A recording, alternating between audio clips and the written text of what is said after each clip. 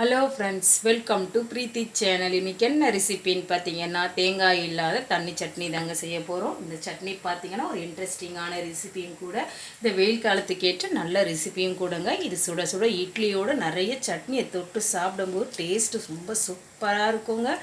வாங்க இந்த ரெசிபியை எப்படி செய்யலான்றதை பார்க்கலாம்.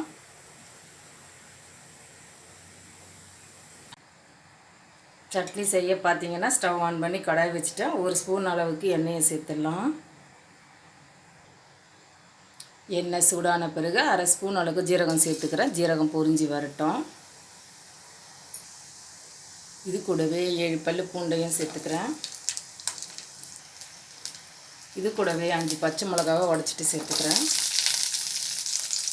இது கூடவே கொஞ்சமாக கருவேப்பிலையும் சேர்த்துக்கலாம். கருவேப்பிலை சேர்த்து சட்னி அரைக்கும் போது அதோட சத்துக்கெல்லாம் நமக்கு கிடைக்கும்.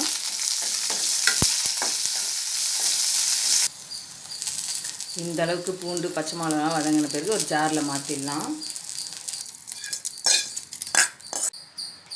வதக்கின பொருளெல்லாம் பார்த்திங்கன்னா கம்ப்ளீட்டாக ஜாரில் மாற்றிட்டேன். ஒரு அரை கப் அளவுக்கு வறுத்த வேர்க்கடலை அப்படியே எடுத்துக்கிறேன். ஆல்ரெடி பார்த்திங்கன்னா இது வறுத்த வேர்க்கடலை தான். ஒரு 2 நிமிஷத்துக்கு இந்த எண்ணெயிலே நம்ம வறுத்து எடுத்துக்கலாம். இது கூடவே ஒரு 1/4 கப் அளவுக்கு உடச்ச கடலையும் சேர்த்துக்கிறேன். சேர்த்துட்டு இதையும் நல்லா சூடு பண்ணிக்கலாம். இந்த எண்ணெயிலேயே சேர்த்து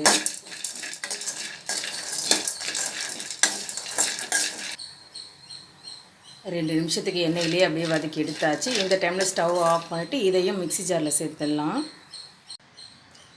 வதக்கின பொருளெல்லாம் பார்த்திங்கன்னா மிக்ஸி ஜாரில் சேர்த்துட்டேன். நெல்லிக்காய் சைஸ் அளவுக்கு இது கூடவே கொஞ்சமாக புளியை சேர்த்துக்கலாம்.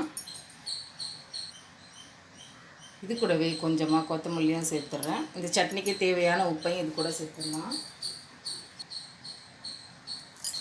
இதில் கொஞ்சமாக தண்ணி விட்டு அரைச்சி எடுத்துகிட்டு வந்துடுறேன். சட்னி அரைச்சி நல்லா கம வாசனையோடு ரெடி ஆயிடுச்சுங்க. இது ஒரு பவுலுக்கு மாற்றிக்கலாம். இன்னும் கூட நம்ம தண்ணி சேர்த்துக்கலாம். கெட்டியாக வேணாலும் இந்த சட்னியை வச்சுக்கலாம், தண்ணியாக வேணாலும் வச்சுக்கலாங்க. தண்ணியாக வச்சு இட்லியோடு தொட்டு சாப்பிடும்போது தான் டேஸ்ட்டு சூப்பராக இருக்கும். இன்னும் கொஞ்சம் தண்ணி சேர்த்துக்கிறேன்.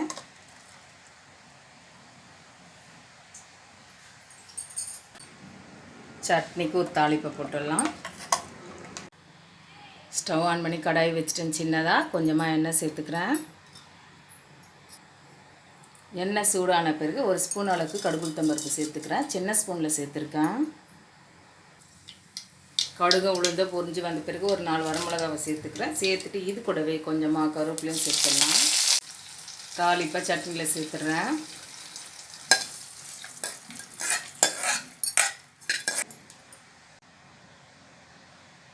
தேங்காய் இல்லாத தண்ணி சட்னி பார்த்திங்கன்னா நல்லா சூப்பராக கமன்னு ரெடி ஆயிடுச்சுங்க. இது சுட சுட இட்லி தோசையோடலாம் வச்சு சாப்பிட்டிங்கன்னா டேஸ்ட்டு சூப்பராக இருக்கும்.